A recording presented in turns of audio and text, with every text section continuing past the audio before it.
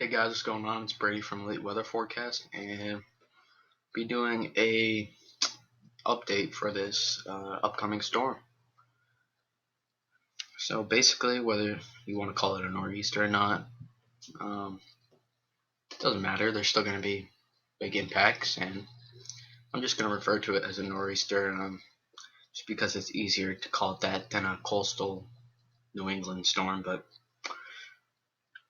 so don't get ticked off if I say that and you don't think it's that. I'm just going to call it that. But as we advance along here, 2 p.m. Wednesday, as you can see, we have our main low that's going to take over. That's starting to intensify. Somewhere in the mid-Atlantic, this will start to really take off. Likely, and as you can see right now, these are just sustained winds wrapping around on it. Already some very strong sustained winds. Cape Hatteras will definitely feel some effects on this storm. So take a look at that wind gusts. Wind gusts likely on Cape Hatteras will be anywhere from 40 to 50 miles an hour. So that's something to look at as well. Consider if you're traveling there for the weekend too, or not for the weekend, but midweek, you got travel going on there. But as we progress, we'll take a look. Go to 6 p.m. here on Wednesday. As you can see, this is intensifying and it's moving in a northerly direction with winds wrapping around on the southeast side of this, also on the northeast side. Got some strong. So the strongest winds are not in the northeast, which you could consider it more to be a nor'easter, but call it what you want. And as you can see, this is rapidly intensifying. Now look how those isobars are coming nice and tight together. And almost you can see a center around this storm, basically, where there isn't any wind compared to that spot, as you can see. And as we advance throughout the night, we'll go to 11 p.m. now. And you can clearly see this thing is intensifying. It's wrapping around some very strong sustained winds. And also very strong wind gusts along with the storm. As you can see, take a look at that. Around 30, 35 mile an hour gusts inland at this point in Massachusetts.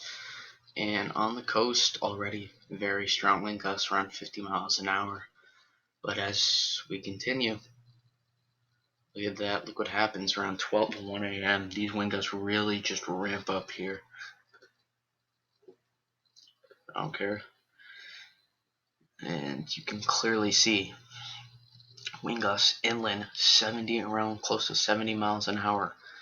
Very incredibly strong wind gusts for it to be happening inland. And as you can see, take a look by Boston too. 50, 60 mile an hour gusts are within reason for this storm. For Boston and Worcester, Springfield, maybe not as strong, maybe more 40 to 50 mile an hour gusts for Springfield. But Providence, 50 to 60, easily possible, even 70, as you can see here. And look at this, straight off the coast of Block Island, 90 mile an hour wind gusts happening. And also, as you can see here, slide a little bit more southern, 95 just off the coast, and even close to 100 in some of these. You get the gist. I mean, the very strong wind gusts are going to be potent with this. And take a look at the rain and thunder as well. You can clearly see there's going to be some lightning with this potentially. It's going to be some thunderstorms in this storm, as it's going to be very strong and it's going to pack a punch. You combine 3 low pressure systems together, you're obviously going to get something pretty potent, and that appears what's going to happen here. And we'll switch back to the wind. As you can see, this is advancing. The wind, as you can see, very strong in central Mass. Take a look here. This is around Framingham. It's 20 mile an hour sustained winds, but right around Boston, as you can see, we can time this out for you, Boston, if you want to look at this. 6 a.m. Thursday, 65 mile an hour gusts. And sustained winds getting as high as almost 35 miles an hour with a good amount of rain. If you want to take a look at that more in depth. But these wind gusts are just incredible. I mean, it's very rare you see wind gusts this strong, and this is like a 6 hours straight. This is like a 6 to 9 hour time frame potentially of wind gusts, 50, 60 plus miles an hour inland. It's very important that you know that. It's very rare that the inland sees wind gusts just like the coast do, but there's just as much potential for inland to feel the impacts as much or almost the same as the coast. Obviously, any storm surge or coastal flooding, you won't see that, but that's an added factor for the coast always in every strong storm. But definitely some very, very strong wind gusts are going to be happening with this storm, and very heavy rain. As you can see, these wind gusts continue to be very persistent all the way throughout the day on Thursday, potentially, anywhere from 30 to 50 mile an hour wind gusts potentially on Thursday as well. So this is something to watch out for as the backlash will take place. And as you can see, those isobars are still very tight together. You go all the way up into upstate to New York, we're talking about 30 mile an hour wind gusts. And as you move into the higher terrains, potentially 40 mile an hour wind gusts. As you can see, you can kind of tell where those higher terrains are based on the stronger winds. As you can see, you can tell with lower elevations too, the Hudson Valley. So, I mean, there's definitely some concern here with the day after too, with the wind gusts look very strong for the day after the storm as well. But I'll take you through the time frame now. I'd say anywhere from 8 p.m.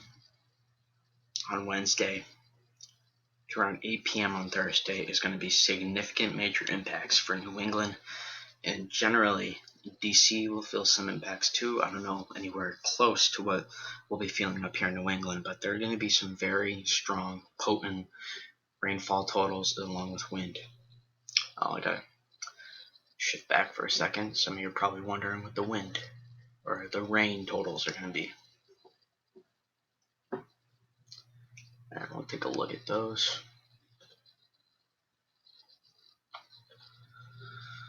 Boom. Here we go. Next 5 days, as you can see, I think anywhere from 2 to 5 inches is possible. As you can see here, going up the Connecticut River, it appears Euro has been highlighting that area for potentially 3 to 5 inches. But as you can see, Worcester area potentially to see around 3 inches of rain as well. Close to 3 inches of rain around there. In Boston area, I would say Boston, I'd still put you at 1 to 3 inches, I'd say, because this could shift a little bit. And again, this is one model run as well, but it's a very strong model. It's a very accurate model. I'd say Worcester, anywhere from 2 to 4 inches plus, maybe. And I'd say Springfield, 2 to 4 inches. Providence, 2 to 4 inches. Hartford, 1 to 3 inches. 1 to 4 inches, I'll put Hartford in because there's the potential there, but still not sure how it's going to line up.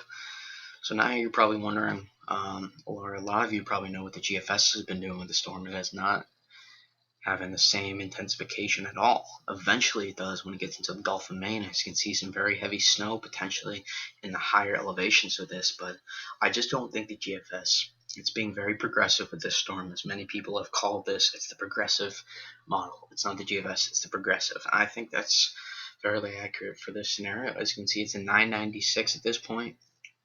Fairly accurate, I think, at that point, but still a 986 at this point. I figure this is going to be around a 975 to a 980 millibar low at this point, and maybe even a little bit more westward, maybe around 30-40 miles at least.